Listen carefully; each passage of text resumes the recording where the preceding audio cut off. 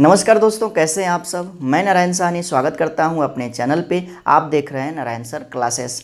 आज से मैं स्टार्ट कर रहा हूं क्लास 12 बायोलॉजी। और ये जो बायोलॉजी आपको यहां से बताया जा रहा है ये एनसीईआरटी पैटर्न है। मतलब कि संपूर्ण जो सिलेबस होगा वो एनसीईआरटी होगा। आप किसी भी स्टेट से बिलोंग कर रहे हो, चाहे यूपी हो, बिहार हो, एमपी हो, राजस्थान हो, कोई भी स्टेट हो, यदि आपका सिलेबस एनसीईआरटी है तो आप ज़रूर यहाँ से पढ़िए। आपको बहुत ही अधिक एडवांटेज मिलने वाला है। तो आज से हम स्टार्ट कर रहे हैं क्लास 12 का बायोलॉजी। इससे पहले हमने सिलेबस डिस्कशन किया था और सिलेबस में हमने आप लोगों को बताया हुआ है कि जो क्लास 12 की बायोलॉजी है कुल 5 यूनिट में आपको पढ़नी है, जिसमें का पहला यूनिट आता है जनन यानी कि रिप्रोडक्शन। जनन का क्या मतलब, तो पृथ्वी पर समस्त जीवधारी अपने ही जैसा नया संतान उत्पन्न करने की क्षमता रखते हैं और इसी को बोला जाता है जनन। मतलब कि अपने ही जैसा नया जीव उत्पन्न करने की क्षमता को ही बोला जाता है जनन।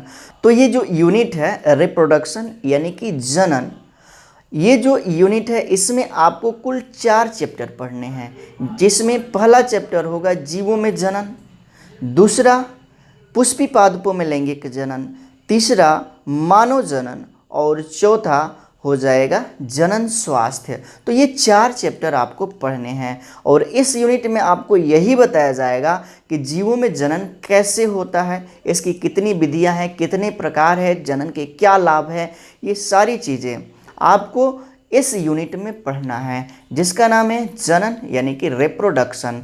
तो इस जनन यूनिट से पहला चैप्टर हम आज से स्टार्ट कर रहे हैं, जो है क्या, जीवों में जनन यानी कि रिप्रोडक्शन इन ऑर्गेनिज्म।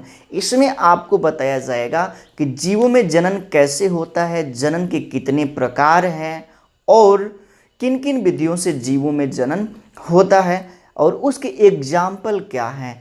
तो ये बहुत ही इम्पोर्टेंट होता है कि जनन के बारे में जानना और उसका एग्जाम्पल, कौन से जीव में किस प्रकार का जनन पाया जाता है। यहाँ से क्वेश्चन एग्जामिनेशन में पूछे जाते हैं, तो आप निश्चिंत रहें, आपका सिलेबस स्टार्ट कर लिया गया है और आपके सिलेबस को कंप्लीट भी कराया जाएगा। आप यहाँ से पढ़ाई कंटिन्यू रखिए। आज से वीडियो आपको रेगुलरली मिलना शुरू हो जाएगा। इससे पहले हम बीच में कुछ दिनों तक वीडियो बनाना कम कर दिए थे, लेकिन ऐसा नहीं है, अब आपको रेगुलरली वीडियो मिलेंगे। आप निश्चिंत रहें, यहाँ से पढ़ाई कंटिन्यू रखें। तो चलिए शुरू कर देते हैं जीवों में जनन यानी कि रिप्रोडक्शन इन ऑर्गेनिज्म। तो सबसे पहले इस चैप्टर का सबसे पहला हेडिंग हो जाएगा जीवन काल यानी कि लाइफ स्पैन। जीवन काल क्या होता है इसके बारे में सबसे पहले आपको जानकारी लेनी है और उसके बाद से धीरे धीरे हम आगे की ओर इस चैप्टर को बढ़ाएंगे। तो सबसे पहले हम जान लेते हैं जीवन काल क्या है, लाइफ स्पैन क्या है। तो आपको पता होगा कि यहाँ पर पृथ्वी पर जितने भी सारे जीव हैं, सभी जीवों का जन्म होता है और धीरे धीरे वे युवावस्था को प्राप्त करते हैं, उसके बाद से वृद्धावस्था को प्राप्त करते हैं और उसके बाद से उसकी मृत्यु हो जाती है। इसका मतलब है कि पृथ्वी पर जीवों का शरीर नश्वर है। नश्वर यानी कि नष्ट होने वाला, जो कि जीव जन्म लेता है और मृत्यु को प्राप्त करता है। तो जीव का, कोई भी जीव है, उसके जन्म से लेकर के उसकी प्राकृतिक मृत्यु तक के समय को बोला जाता है लाइफ स्पैन यानी कि जीवन काल, जीवन अवधि। इसका क्या मतलब कि जीव का जन्म से लेकर के उसकी प्राकृतिक मृत्यु तक के समय को बोला जाता है लाइफ स्पैन यानी कि जीवन अवधि। तो यहाँ पर जितने भी सारे जीव हैं उसका अपना लाइफ स्पैन होता है। एक निश्चित समय तक वे जीते हैं, जीवन संबंधित सभी क्रियाएं पूर्ण करने के बाद वो मृत्यु को प्राप्त करते हैं। मतलब कि जीव जन्म से लेकर के मृत्यु तक का जो समय आता है उसी को बोला जाता है जीवन काल। जैसे कि मानव को ले लिया जाए तो मानव का जीवन काल 60 से 70 वर्ष होता है। ऐसा नहीं है कि सभी मानव 60 से 70 वर्ष ही जीते हैं। अकाल मृत्यु के कारण बहुत सारे ऐसे मानव हैं जो 30-35 वर्ष के भी उम्र में उनकी मृत्यु हो जाती है, या 10-12 वर्ष के उम्र में भी उसकी मृत्यु हो जाती है, या कोई ऐसे मानव है जो 100 वर्ष बाद भी जीते हैं, मतलब कि 100 वर्ष तक भी जीते हैं। अब इसका एक औसत निकाला गया है, तो मानव का औसत दिखाया गया है कि लगभग में जो मानव का औसत आता है जीवन अवधि का वो 60 से 70 वर्ष होता है। यानी कि जन्म होता है, वे युवावस्था को प्राप्त करते हैं, जीवन संबंधित क्रियाएं करते हैं, अपनी ही जैसा संतान उत्पन्न करते हैं, वृद्धावस्था को प्राप्त करते हैं और उनकी मृत्यु हो जाती है, ये 60 से 65 वर्ष के अंदर ही। और इसी समय को बोला जाता है जीवन अवधि, यानी कि लाइफ स्पैन। तो आपको ये चीज़ें समझ में आ गया होगा।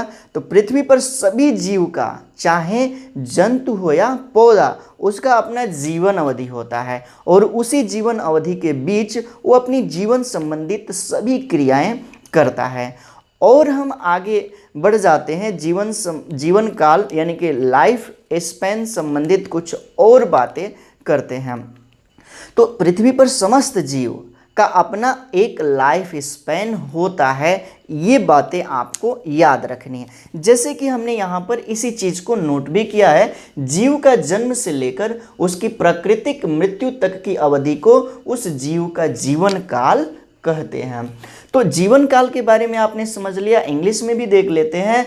The period of time between the birth and death of an organism, वही क्या है, लाइफ स्पैन है। मतलब कि किसी भी जीव का बर्थ से लेकर डेथ तक का जो टाइम होता है उसी को जीवन काल कहते हैं। यहाँ पे हमने कुछ जीवों का जीवन काल लिख रखा है और उसके बारे में आपको समझना है। जैसे कि गुलाब, तो गुलाब का पौधा 5 से 7 वर्ष जीता है, मतलब कि इसका जीवन अवधि लाइफ स्पैन 5 से 7 वर्ष है।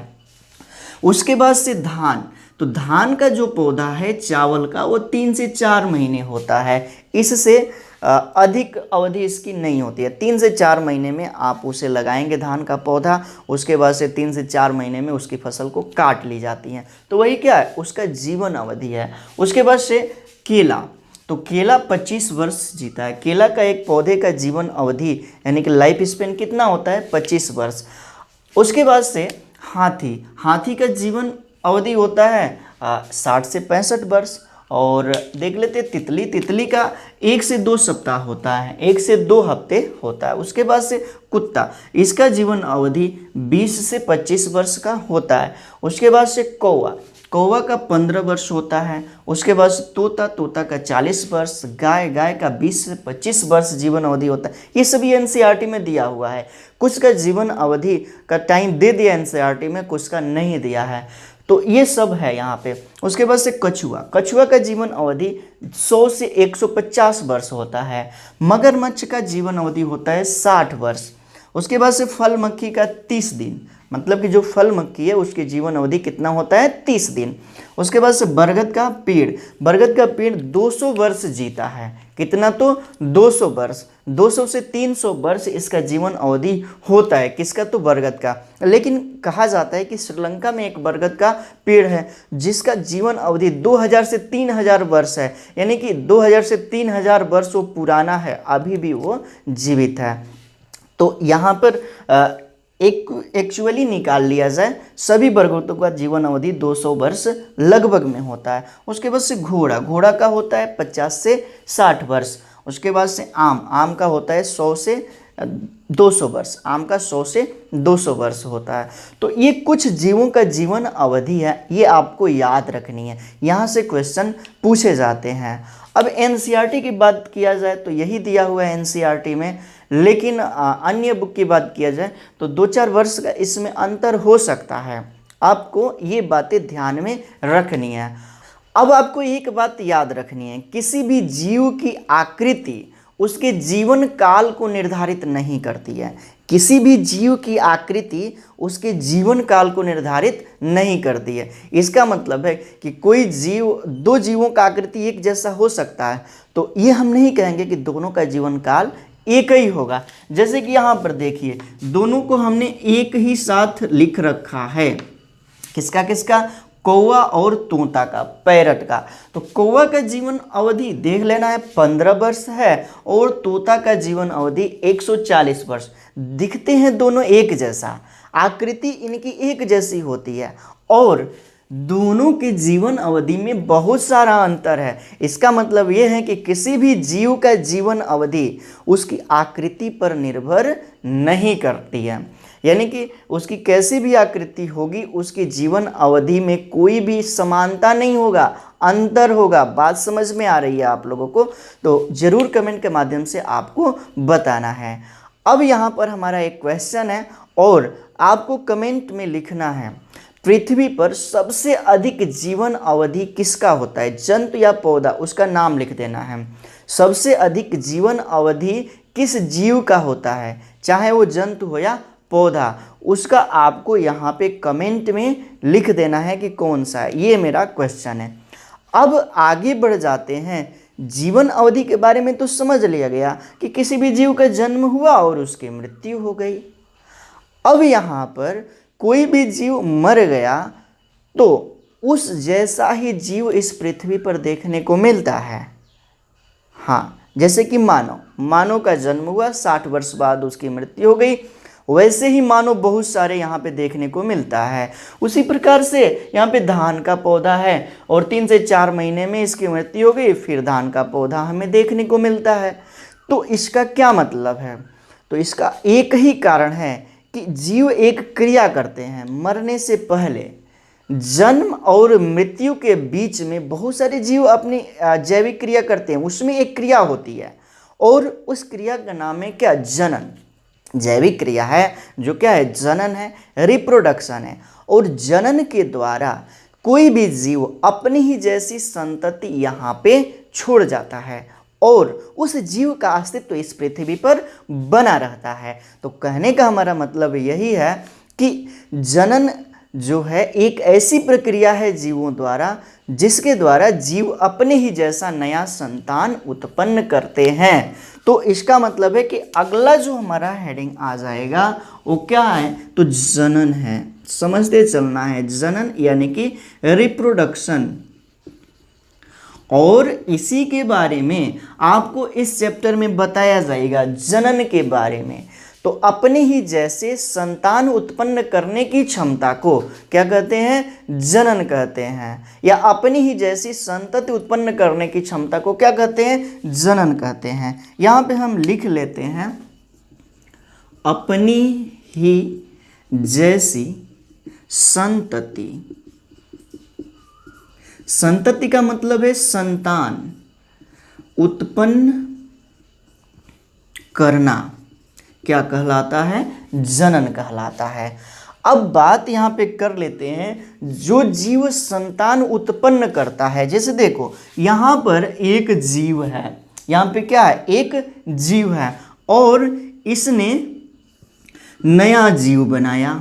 क्या किया? तो नया जीव बनाया। तो समझते चलना है, ये जो जीव है इसको बोला जाता है जनक, यानी कि वह जीव जो संतान उत्पन्न करता है। तो उत्पन्न करने वाले जीव को नाम दिया जाता है जनक और जो नया संतान उत्पन्न करता है उसे बोला जाता है संतति। उसे ही बोला जाता है संतान या संतति। तो यहाँ पर ये बातें याद रखनी है। तो किसी भी जीव द्वारा अपनी ही जैसा संतान उत्पन्न करने की क्षमता को बोला जाता है जनन और जो जनन करते हैं उसे बोला जाता है जनक, यानी कि नया संतान उत्पन्न करते हैं उसे बोला जाता है जनक और इसके द्वारा उत्पन्न नया संतान संतति कहलाती है। तो इतनी चीज़ें आपने समझ लिया। अब हम जानेंगे जनन की विधियाँ। कितनी जनन की विधियाँ हैं? तो पृथ्वी पर समस्त जीवधारियों में बस जनन की 2 ही विधियाँ हैं। एक को बोला जाता है अलैंगिक या अलिंगी जनन, यानी कि इंग्लिश में कहेंगे एसेक्सुअल रिप्रोडक्शन, और दूसरा है लैंगिक जनन यानी कि सेक्सुअल रिप्रोडक्शन। तो 2 ही तरह से इस पृथ्वी पर समस्त जीवधारी जनन करते हैं, अलिंगी या लैंगिक जनन लिंगी या लैंगिक जनन। तो इसके बारे में हम समझेंगे। आप लोगों ने ये चीज़ें समझ लिया होगा। जो बातें बताया जा रहा है उसे आप नोट करते चलिए, आप एक नोट्स बनाते चलें और उसे आप रिवीजन करेंगे तो आपको बहुत ही अधिक एडवांटेज मिलेगा। तो हमारी बातें आप समझ पा रहे हैं, उम्मीद है। और यदि समझ में आ रहा है तो ज़रूर आप कमेंट के माध्यम से बताएं। यदि आप कमेंट करते हैं तो हमें बहुत ही अच्छा लगता है और हमें मोटिवेशन मिलता है कि हम आपके लिए कुछ तो कर रहे हैं और आपका हमारे साथ रिलेशन बना हुआ है। तो ये सारी चीज़ें आपको ये करना है, स्क्रीनशॉट लेना है और उसके बाद से हम आगे जानेंगे जनन की विधियों के बारे में। स्क्रीनशॉट लें इसका। चलिए तो अब हम जान लेते हैं जनन की विधियों के बारे में। उम्मीद है कि ये सारी चीज़ें आपने समझ लिया होगा। तो इसे हम मिटाएंगे और जानेंगे जनन की विधियाँ। जनन के बारे में आपने जान लिया, तो जनन हमने बता दिया है विस्तार से। अब इसमें कोई कमी नहीं रह गई है और उम्मीद है कि आपने ये सारी चीज़ें समझ लिया है। चलिए तो देख लेते हैं जनन की विधियाँ।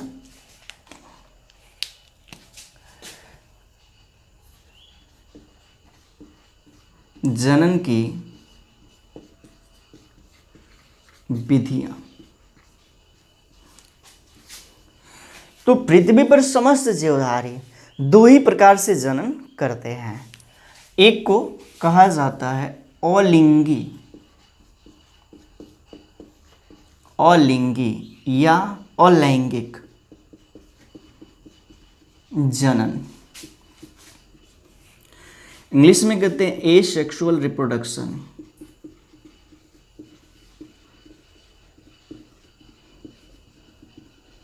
उसके बाद से दूसरा है क्या चीज, तो लिंगी या लैंगिक जनन। लैंगिक जनन इंग्लिश में इसको बोला जाता है सेक्सुअल रिप्रोडक्शन।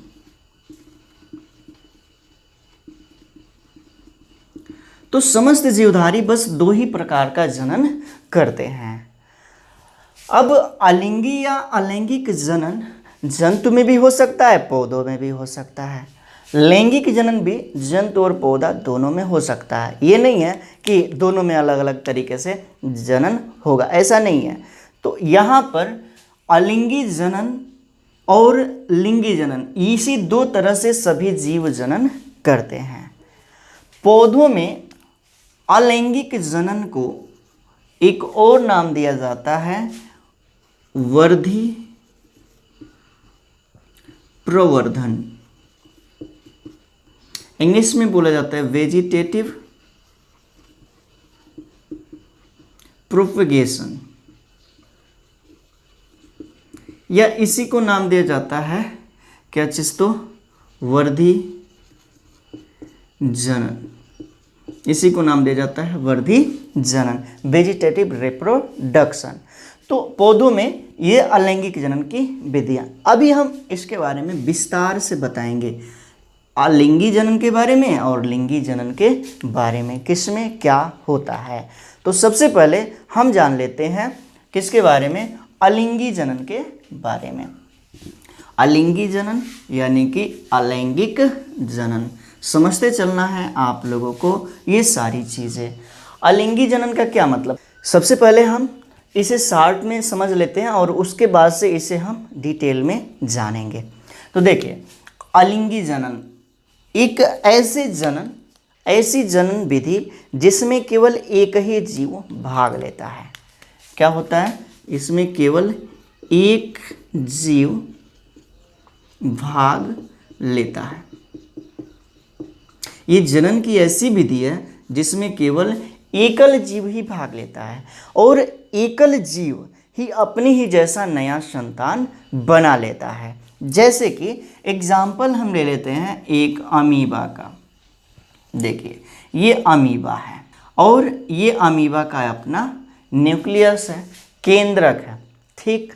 तो यहाँ पर ये एकल जीव है और यह जीव, इसे हम जनक कहेंगे। क्या कहेंगे, तो जनक, ठीक है, इसे जनक कहते हैं। ये दो भागों में विभाजित हो जाता है और विभाजित होकर के दो नया अमीबा बना लेता है, दो नया अमीबा बना लेता है। तो हमारा कहने का ये मतलब है कि ये जो एकल जीव है इससे नया जीव बना, एक ही जीव की इसमें आवश्यकता हुई, जनन में एक ही जीव भाग लिया, तो इस तरह के जनन को बोला जाता है अलिंगी जनन या अलैंगिक जनन। अब यहाँ पे ये जो जनक है नया संतान बनाया और इसे ही बोला जाता है संतति, इसे ही बोला जाता है क्या चीज़, तो संतति। तो कहने का हमारा मतलब ये है कि वह जनन जिसमें एक ही जनक भाग लेता है, एक ही जनक से नई संतति, नई संतानें उत्पन्न हो जाती हैं, तो इस तरह के जनन को बोला जाता है अलिंगी जनन यानी कि अलैंगिक जनन। बातें आपको समझ में आ चुकी होगी। अब कुछ और चीज़ें देखा जाए तो यहाँ पे क्या है, तो जो ये एक केंद्रक है ये दो भागों में विभाजित हुआ और केंद्रक के अंदर सभी लोगों को पता होता है कि क्या होता है, तो आनुवांशिक पदार्थ होता है और ये आनुवांशिक पदार्थ समान रूप से उसकी संतति में जाता है, यानी कि दोनों की जो ये संतति बनाया उसमें आनुवांशिक पदार्थ की समरूपता होती है, समानता होती है, उसमें कोई भिन्नता नहीं होती है। इसका मतलब है कि संतति में आनुवांशिक पदार्थ की कोई भी भिन्नता नहीं होती है, कोई भी अंतर नहीं होती है, आनुवांशिक पदार्थ दोनों में एक समान होते हैं।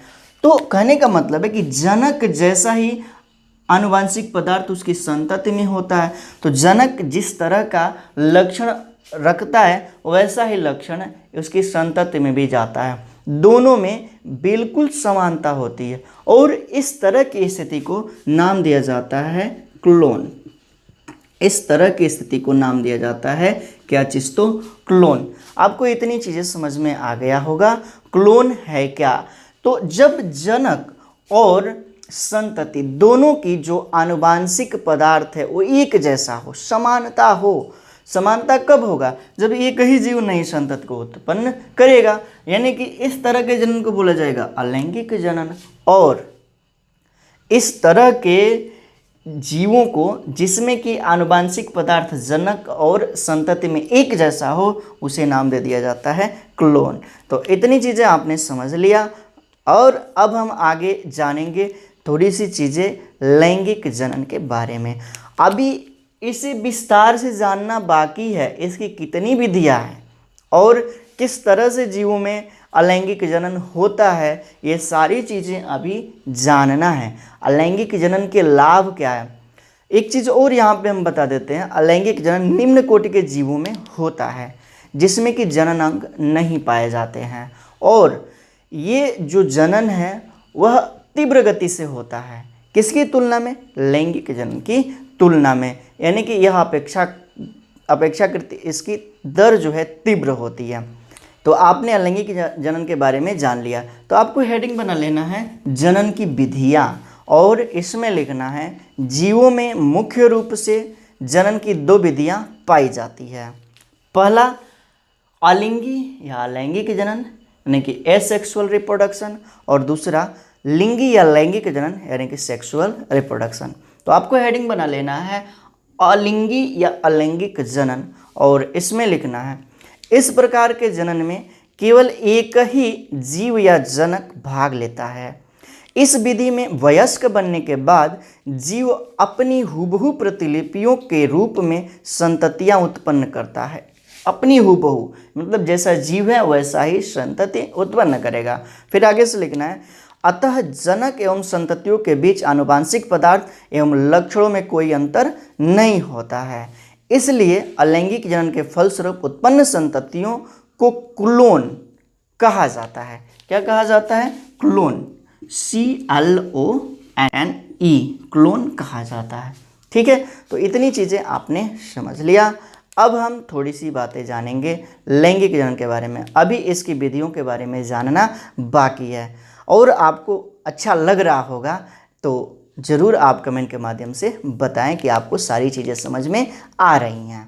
तो ये सारी चीज़ें हम मिटा देते हैं और उसके बाद दूसरा हम जान लेते हैं लैंगिक या लिंगी जनन।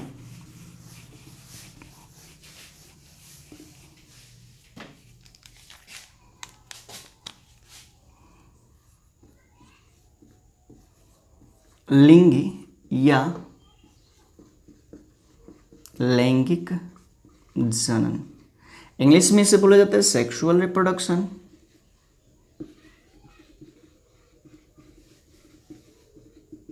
Sexual reproduction.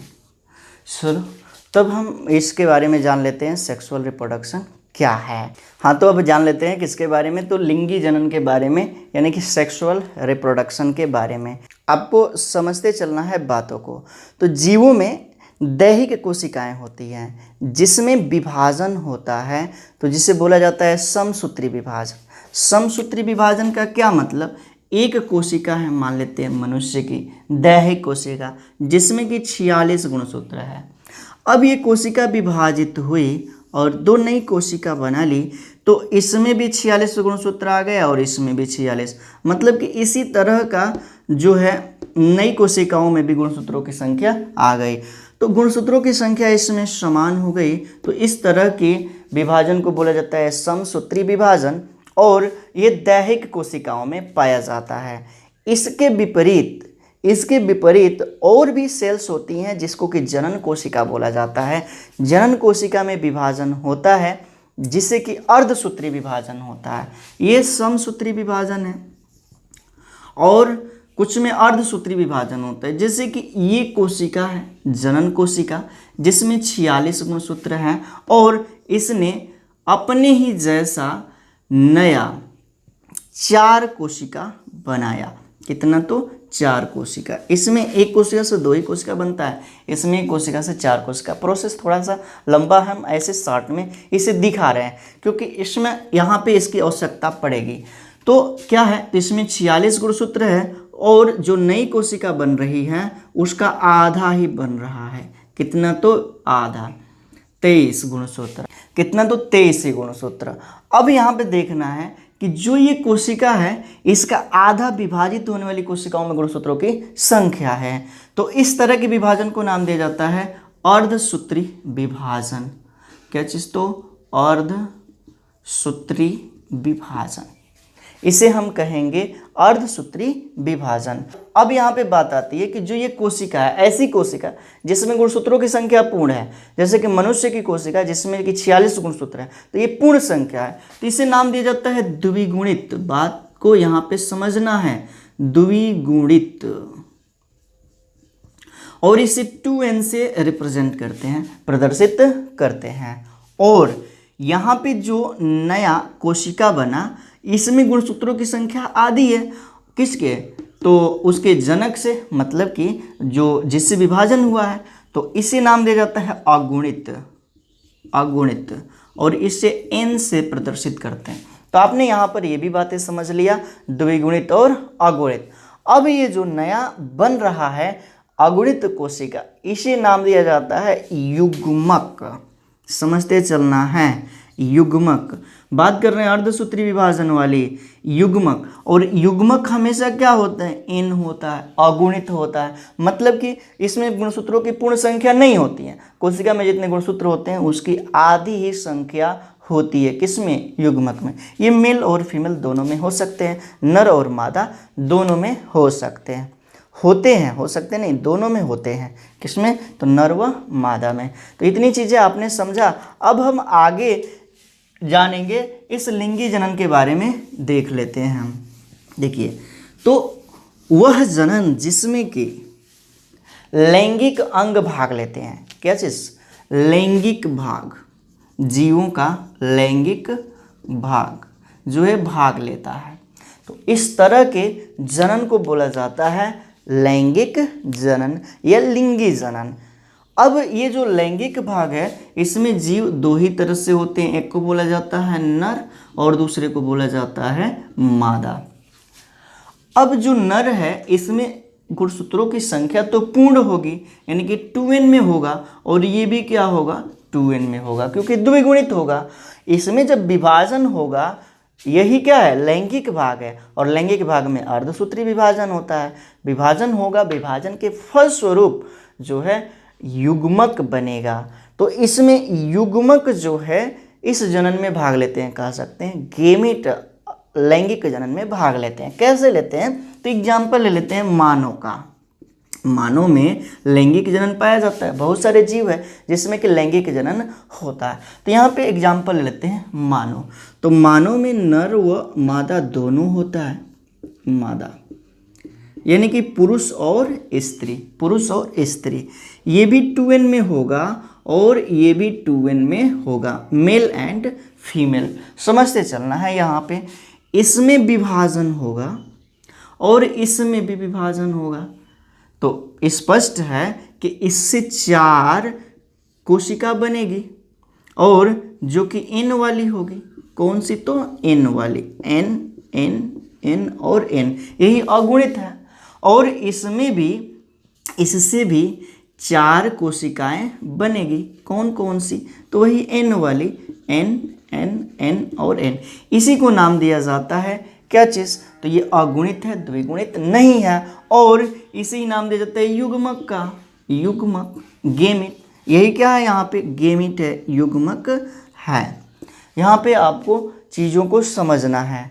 तो यहाँ पे स्पष्ट रूप से देखते चलना है कि युग्मक बन गया, यहाँ पे क्या बन गया, तो युग्मक बन गया। अब हम इन 4 को यहाँ पे नहीं लेकर के चलते हैं, एक ही हम देखते हैं। देखिए, तो इससे क्या हुआ कि नई कोशिका बनी, इससे भी नई कोशिका बनी।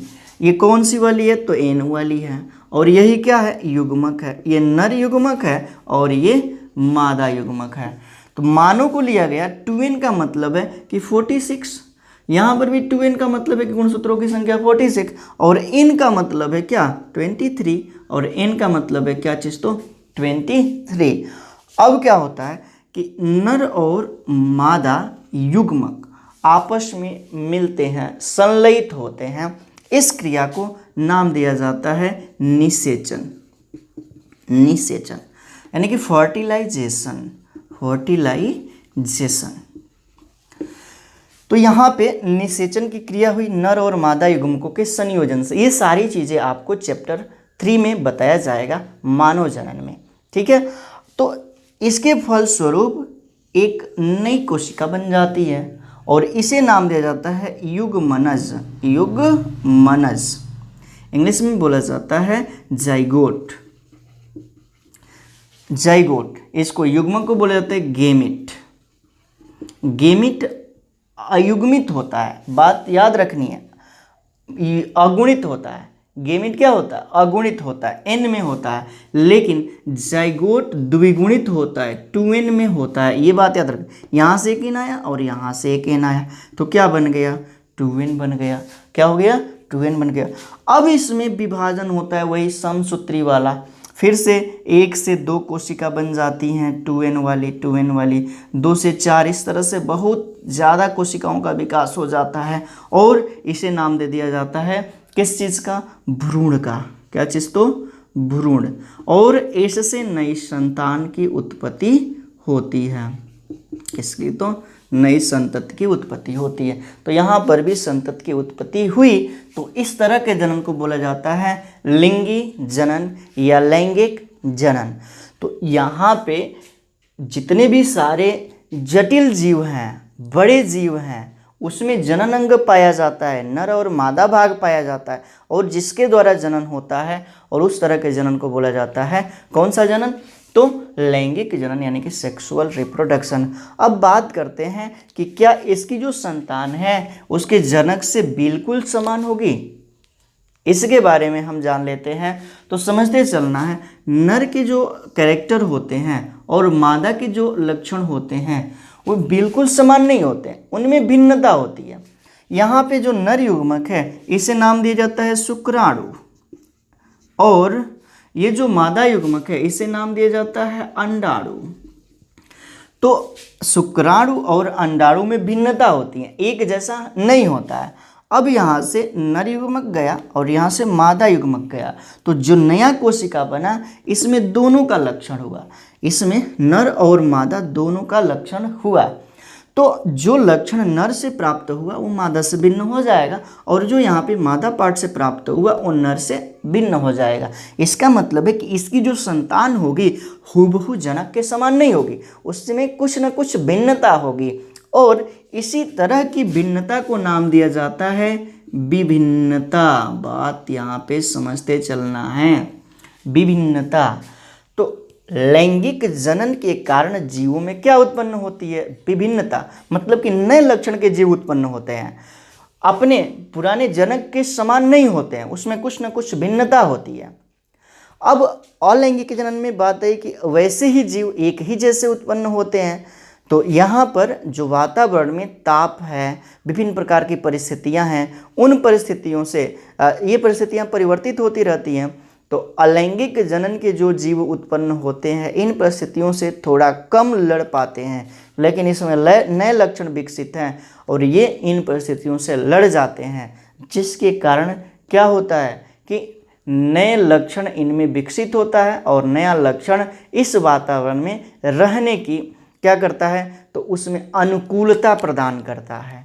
तो यहाँ पे बात आई कि विभिन्नता किस तरह के जनन की देन है, तो लिंगी जनन की देन है। बात समझ में आ गई? विभिन्नता किस जनन की देन है, तो लिंगी जनन की। अब देखते हैं, इसकी संतान में थोड़ी सी भिन्नता हो गई, इस संतान की भी संतान होगी उसमें भी थोड़ा भिन्नता हो जाएगा, जनक से संतान में भिन्नता आ रही है।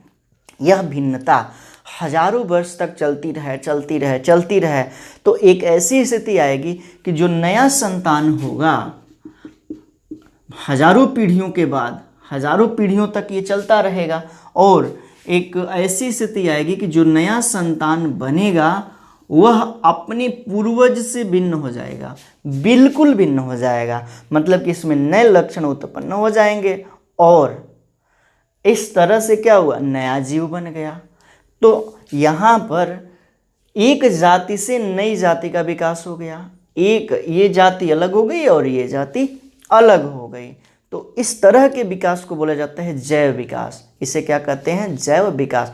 इसी तरह से पृथ्वी पर सभी जीवों का विकास हुआ है, एक ही बार में नहीं, धीरे धीरे करके ये क्रम चलता गया और यहाँ पे विकास हुआ।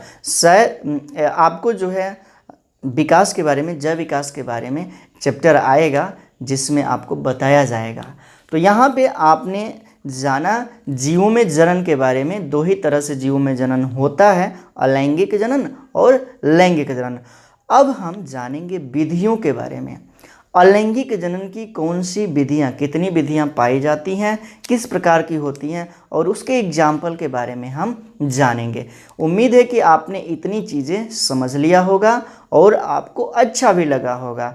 अलैंगिक जनन की विधियों के बारे में हम अगले भाग में बात करेंगे। इस वीडियो में इतना ही रहने देते हैं और अगले भाग में हम डिटेल में जानेंगे कि कौन कौन सी विधियां अलैंगिक जनन की होती हैं, किस प्रकार से होती हैं, उसके एग्जाम्पल क्या हैं। तो ये सारी चीज़ें आपको अगले भाग में बताएंगे।